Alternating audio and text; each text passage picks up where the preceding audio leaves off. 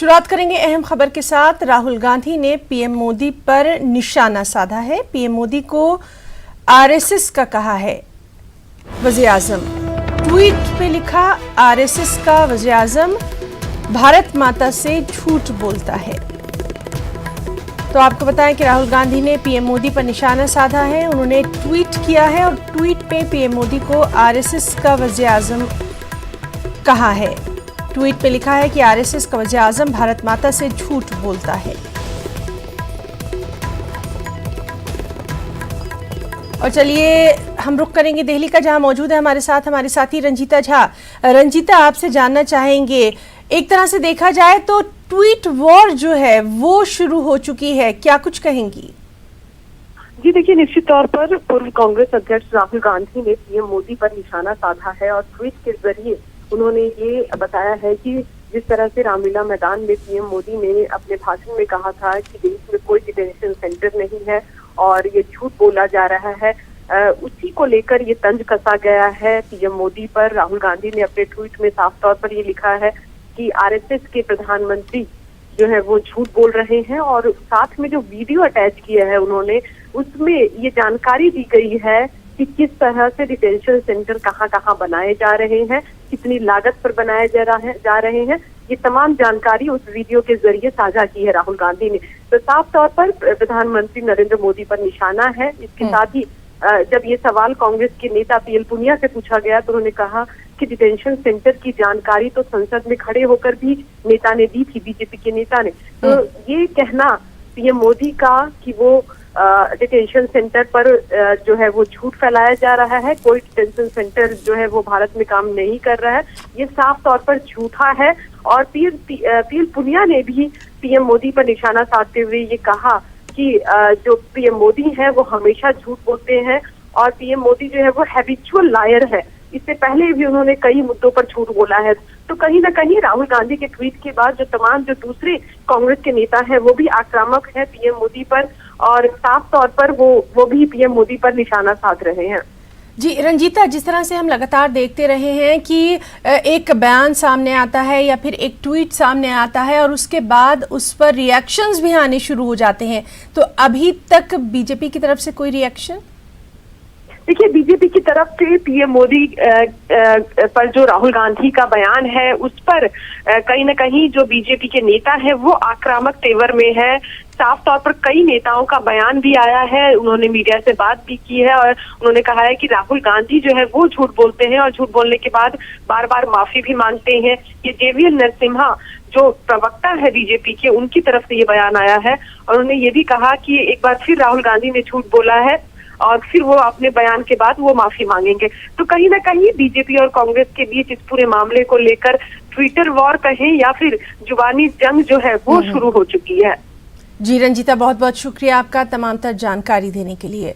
और नाजरीन, दिल्ली से ही एक और अहम खबर, शहरियत कानून पर बीजेपी की मीटिंग। कारगुजार सदर जेपी नड्डा की सदारत में ये मीटिंग हो रही है। मरकजी वज़रा और पार्टी के सीनियर लीडर मीटिंग में शिरकत करेंगे। बीजेपी के तर्जुमान भी इस मीटिंग में मौजूद रहेंगे। बीजेपी दफ्तर में दोपहर 1 बजे ये मीटिंग होना है। तो दिल्ली से अहम खबर, शहरियत कानून पर बीजेपी की मीटिंग होना है। कारगुजार सदर जेपी नड्डा की सदारत में इस मीटिंग का इनेकाद किया जाएगा। मरकजी वज़रा और पार्टी के सीनियर लीडर इस मीटिंग में शिरकत करेंगे। बीजेपी के जो स्पोक्स पर्सन है, तर्जमान है, वो भी इस मीटिंग में शरीक होंगे। बीजेपी दफ्तर में दोपहर 1 बजे ये मीटिंग मुनक्किद की जाएगी। चलिए सीधे रुख करेंगे हमारे साथी विनीत का। विनीत, आपसे जानना चाहेंगे, बीजेपी की आज अहम मीटिंग होने वाली है, क्या कुछ इसमें खास मौजू रहेगा?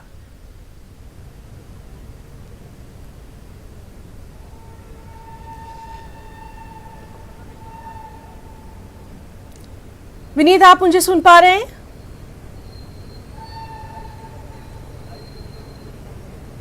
तो नाज़रीन, हम बात करने की कोशिश कर रहे हैं विनीत से। विनीत, अगर आपको मेरी आवाज आ रही है तो आप बताएंगे आज की जो अहम मीटिंग होने वाली है, क्या कुछ तफसीलात?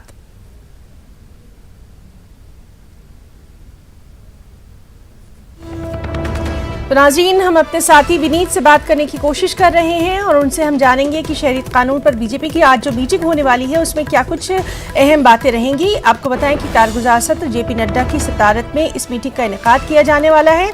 मरकजी वुज़रा और पार्टी के तमाम सीनियर लीडर इस मीटिंग में शिरकत करेंगे। शहरियत कानून पर बीजेपी की अहम मीटिंग होना है। बीजेपी के तर्जुमान भी इस मीटिंग में शामिल रहेंगे। बीजेपी दफ्तर में दोपहर 1 बजे इस मीटिंग का इनेकाद किया जाएगा। तो लगातार हम देख रहे हैं कि किस तरह से कहा जा रहा है कि बीजेपी के जो तमाम लीडर हैं, तमाम जो कारकुन हैं, वो अवाम में, लोगों में शहरियत कानून के मुतालिक बेदारी लाएं, उनको बताएं कि आखिर ये कानून है क्या। इसी बारे में तबादला ख्याल के लिए, गौर खौस के लिए काफ़ी मीटिंग जो है उनका इनेकाद किया जाने वाला है। और अब इस वक्त ये बेहद अहम खबर कि कारगुजार सदर जेपी नड्डा की सदारत में बीजेपी की अहम मीटिंग दोपहर 1 बजे मुनक्किद होना है।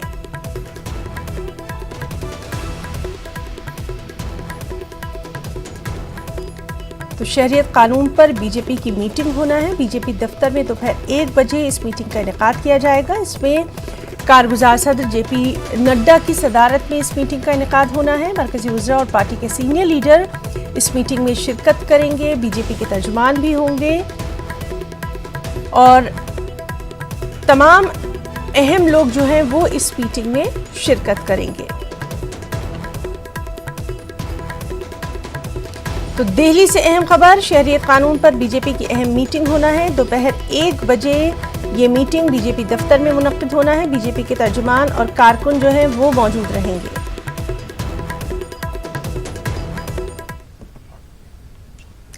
वहीं रांची से अहम खबर, झारखंड में हुकूमत साजी के मामले से जुड़ी हुई। आपको बताएं कि झारखंड में हुकूमत साजी के मामले से जुड़ी अहम खबर है। जेएमएम के 6 अरकान वजारत का हलफ ले सकते हैं। जराए के हवाले से अहम खबर है, कांग्रेस को 4 जबकि आरजेडी को 1 कलमदान मिल सकता है। 29 दिसंबर को सीएम ओहदे की हलफबर्दारी होना है। तो झारखंड में हुकूमत साजी के मामले से जुड़ी ये बेहद अहम खबर,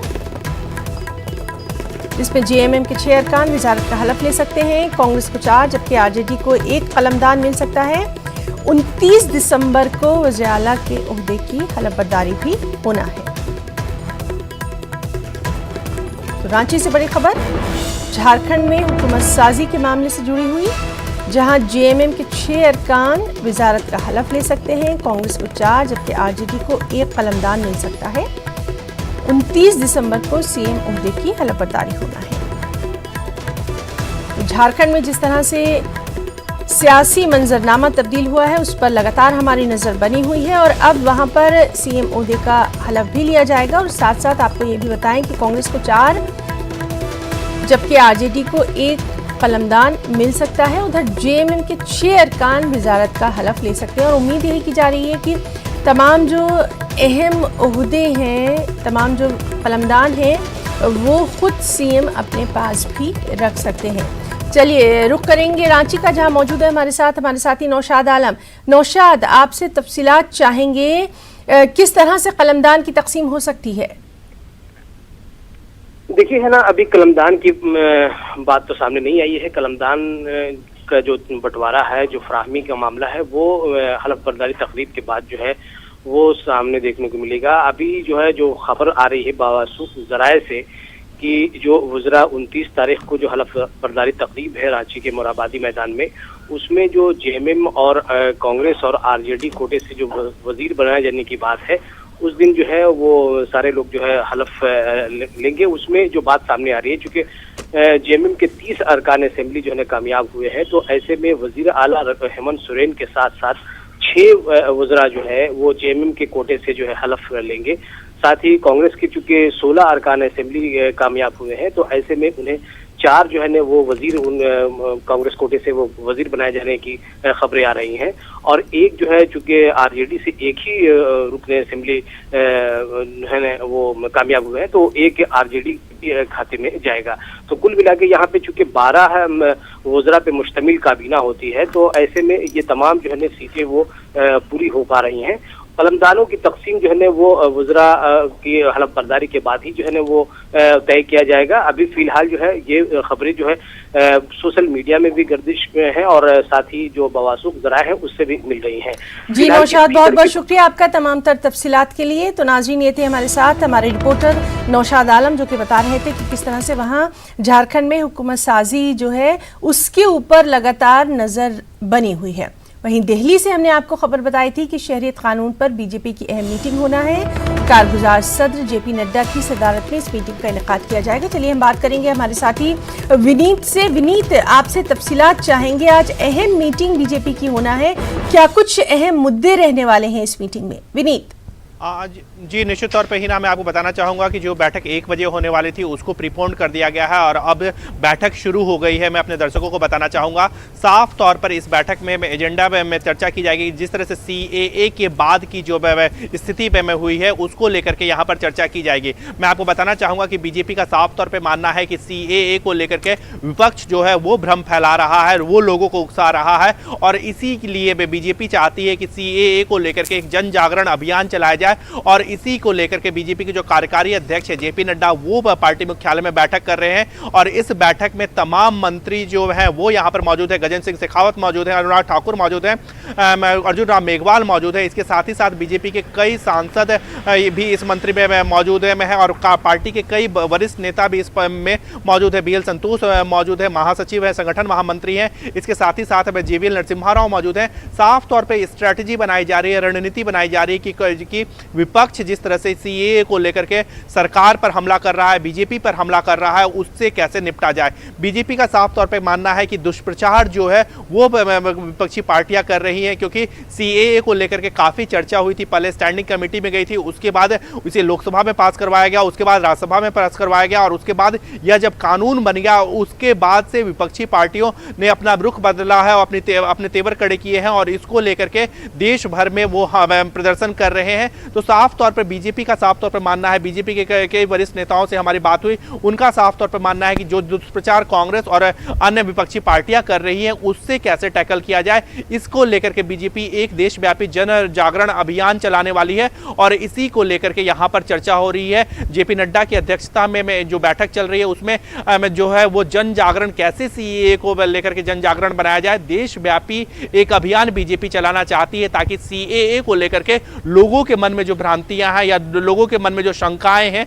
आशंकाएं हैं, उसे दूर किया जा सके और इसी को लेकर के बीजेपी एक रणनीति बना रही है। विनीत, ये भी बीच में खबरें आई थी कि बीजेपी जो है वो अपने ही तमाम जो उनके अरकान हैं उनसे भी CAA पर उनकी राय लेना चाहती है, बाकायदा उनसे जानना चाहती है। इस मीटिंग में ये अहम मौजू भी डिस्कस किया जा सकता है, जेर बहस आ सकता है।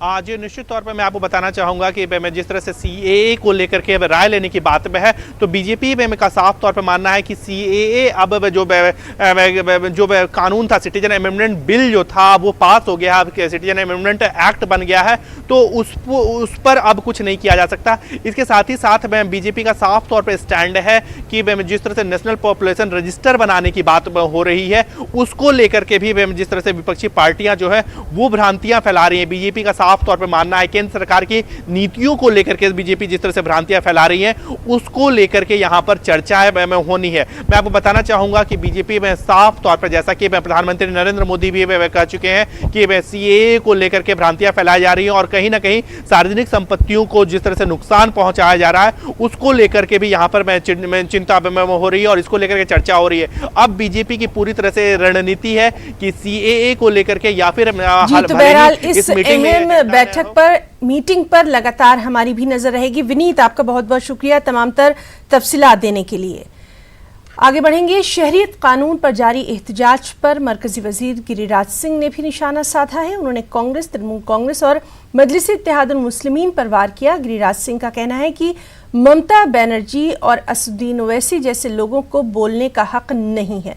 उन्होंने कहा कि कांग्रेस अंग्रेजों और मुगलों के अधूरे काम को पूरा कर रही है। बात करते हैं केंद्रीय मंत्री गिरिराज सिंह से। गिरिराज जी, नागरिकता संशोधन कानून का जिस तरह से देश भर में विरोध हो रहा है, क्या इस पर आपकी पहली प्रतिक्रिया होगी? मैं समझता हूं ये भारत का दुर्भाग्य है। जो लोग चिल्ला रहे हैं वो केवल ये बता दें, जो लोग आंसू बहा रहे हैं, चाहे ओवैसी हो, सोनिया गांधी हो, राहुल हो, कम्युनिस्ट हो, ममता हो, अरविंद केजरीवाल हो, जितने लोग टुकड़े टुकड़े गैंग हैं, क्या पाकिस्तान में आइडेंटिटी कार्ड नहीं है? क्या बांग्लादेश में नहीं है? क्या दुनिया के किसी देश में नहीं है? क्या जब कोई आदमी राशन से लेकर के वोटर बनवाने तो हर चीज में जरूरत पड़ता है कि नहीं? राशन कार्ड के लिए जरूरी है, आयुष्मान भारत के लिए जरूरी है, सब जानता है। लेकिन इनकी मंशा है भारत को तबाह करना, भारत को कमजोर करना, भारत को तोड़ देना।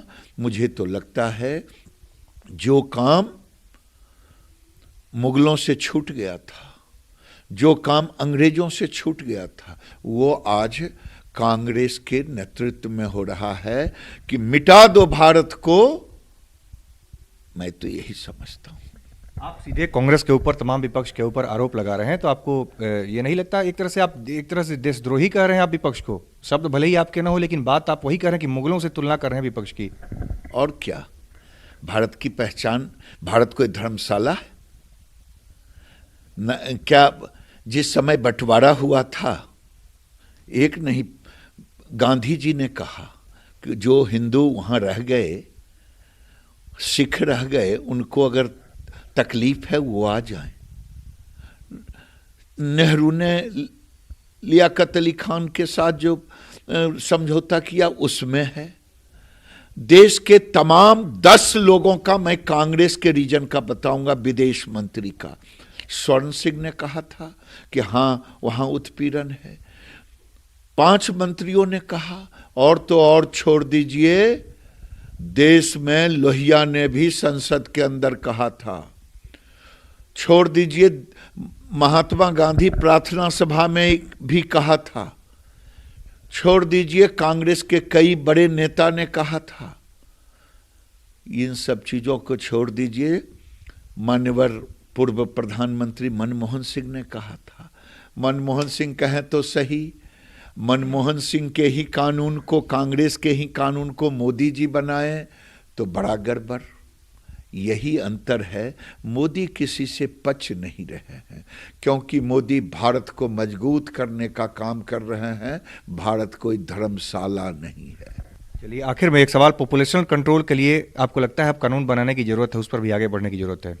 अब देश में जो स्थितियां हैं, प्रति वर्ष 2 करोड़ लोग पैदा ले रहे हैं, और ये 2 करोड़ पैदा ले रहे हैं, हमारे संसाधन सीमित हैं, रोजगार सीमित हैं। तो इस स्थिति में सामाजिक समरसता के लिए, विकास के लिए अति आवश्यक है। और आज मैं देख रहा हूं, उसका भी, अगर ये कानून आएगा, उसका भी विरोध ही ये लोग करेंगे। बहुत बहुत धन्यवाद। तो ये थे केंद्रीय मंत्री गिरिराज सिंह। कैमरामैन प्रहलाद के साथ अमितेश, न्यूज़ 18 दिल्ली। वज़ीर मुख्तार अब्बास नकवी ने एनपीआर पर अपोजिशन पर निशाना साधा है। उन्होंने कहा है कि एनआरसी और सीएए पर वावेला मचाने से अपोजिशन को कोई फायदा नहीं हुआ, इसीलिए वो अब एनपीआर पर हंगामा कर रही है। हमारे साथ बातचीत करने के लिए हैं केंद्रीय मंत्री मुख्तार अब्बास नकवी।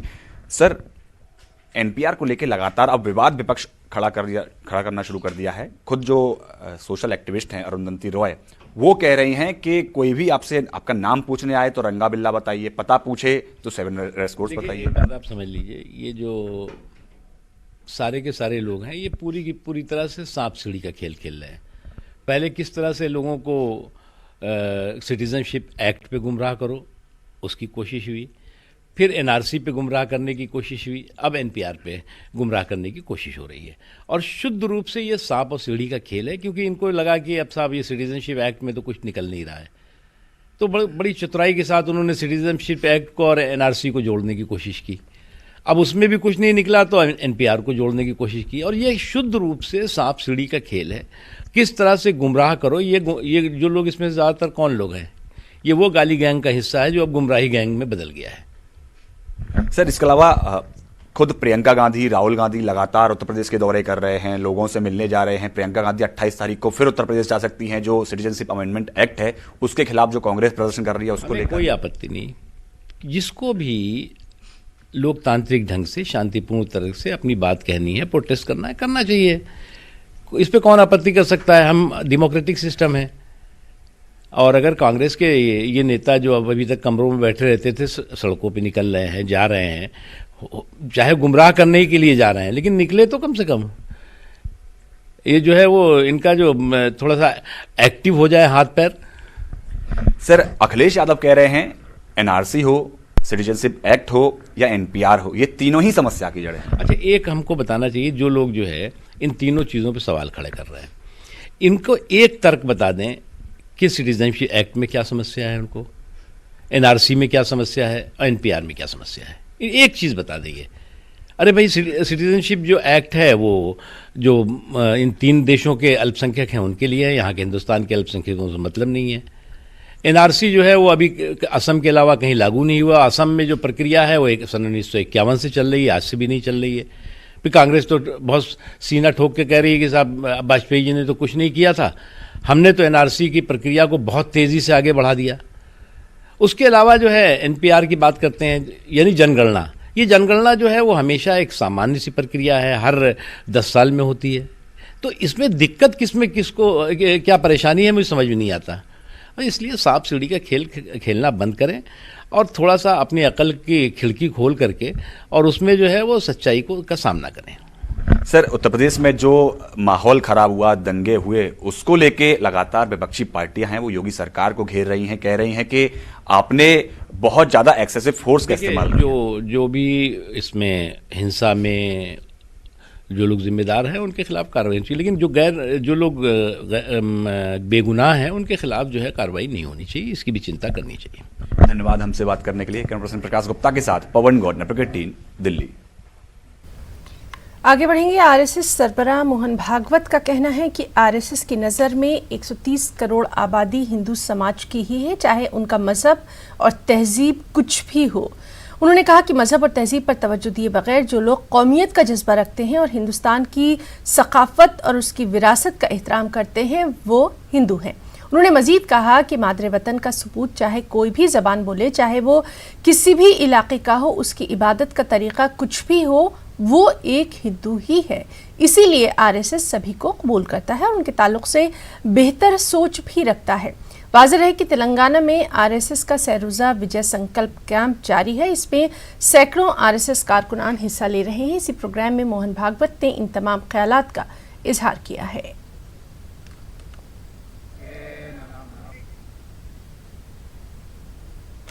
ऐसा कोई भी हो, किसी भी भाषा का बोलने वाला हो, किसी भी प्रांत का रहने वाला हो, किसी भी उपासना पद्धति में पूजा करने वाला हो या किसी की पूजा न करने वाला हो, वह भारत माता का पुत्र हिंदू है। और इस अर्थ में हमारा 130 करोड़ लोगों का पूरा समाज संघ के लिए हिंदू समाज है। संघ तो सबको अपना मानता है, संघ सबका भला चाहता है, संघ सबको एक सूत्र में पिरोना चाहता है, उन्नत बनाना चाहता है। थाईलैंड के शहर बैंकॉक में मुनक़िदा इंटरनेशनल ताइक्वांडो चैंपियनशिप में जम्मू कश्मीर के खिलाड़ियों ने बेहतरीन कारकर्दगी का मुजाहरा किया है। गोल्ड मेडल जीतने के साथ साथ उन्होंने बेस्ट प्लेयर अवार्ड भी हासिल किया। इन खिलाड़ियों ने अपने कोच मुजफ्फर शेख की सरपरस्ती में ये कारनामा अंजाम दिया। जम्मू में न्यूज़ 18 से बातचीत में उन्होंने कहा कि चैंपियनशिप के लिए इन्होंने काफ़ी मेहनत की थी। खिलाड़ियों का कहना है कि माकूल सहूलियात की अदम मौजूदगी और हुकूमत से हौसला अफजाई न मिलने के बावजूद उन्होंने ये कारनामा अंजाम दिया। इन खिलाड़ियों की नज़र अब अमेरिका में होने वाले मुकाबले पर है। इसके लिए वो हुकूमत और दीगर मुताल्लिकीन से सहूलियात फराहम करने की भी मांग कर रही हैं।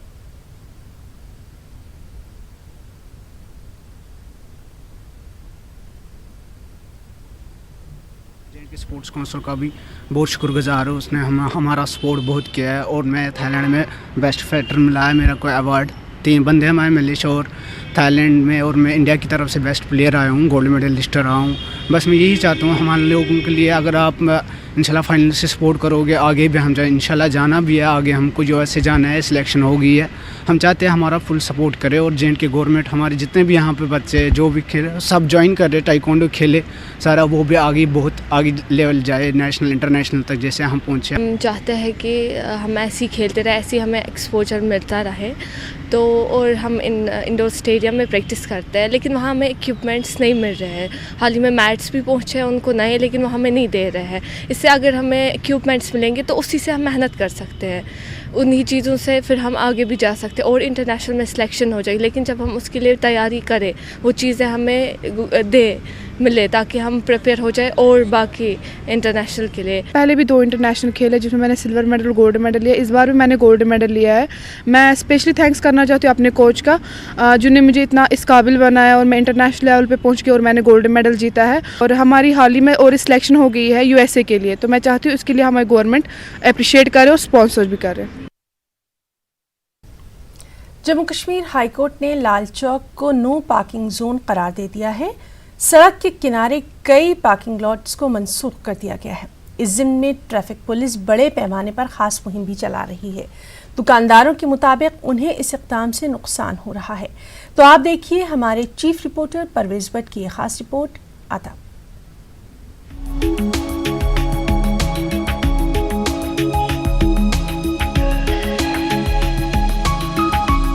हाईकोर्ट की जानिब से लाल चौक के कई इलाकों को नो पार्किंग जोन करार देने और सड़क के किनारे वाक़ पार्किंग लॉट्स को मनसूख करने के बाद ट्रैफिक पुलिस मुतहरिक हो गई है और अदालत के इन अहकामात को नाफिज करने के लिए बड़े पैमाने पर मुहिम चलाई जा रही है। जहांगीर चौक से डल गेट और जहांगीर चौक से बटामालू के इलाकों को नो पार्किंग जोन करार दिया गया है। अब इन मकामात पर खड़ी की जाने वाली गाड़ियों पर पुलिस चालान कर रही है। इस इक़दाम पर मकामी लोगों में बरहमी पाई जा रही है, क्योंकि लाल चौक में पार्किंग की जगह ना रहने से उन्हें दुश्वारियों का सामना है। वहीं दुकानदारों का कहना है कि इनकी तिजारती सरगर्मियां मुतासिर हो रही है। इससे हमें बहुत मुश्किल होती है, जैसे हमें अपनी शॉप पे आना होता है कहीं, वहाँ पे भी गाड़ी नहीं लगा सकते हैं हम। कभी इधर लगाते हैं तो वो गाड़ी उठा के ले जाते हैं, कभी चालान काट के लिख दे जाते हैं। तो इससे अच्छा है हमारे को अगर पार्किंग लॉट दिए जाएँ कुछ, उससे हमें बहुत फ़ायदे हो जाएंगे। पहले तो यहाँ काम ही नहीं था, अब थोड़ा सा चल रहा था तो ये भी बैठ गया। कस्टमर कहाँ आएगा बेचारा, उसको गाड़ी से उतरना है, पार्किंग ही नहीं है। किसी गाड़ी को ठहरे नहीं देता है। 2 मिनट के लिए भी खाली चालान, आपने देखा भी होगा बाहर खाली चालान, या तो क्रेन आती है वो उठाती है।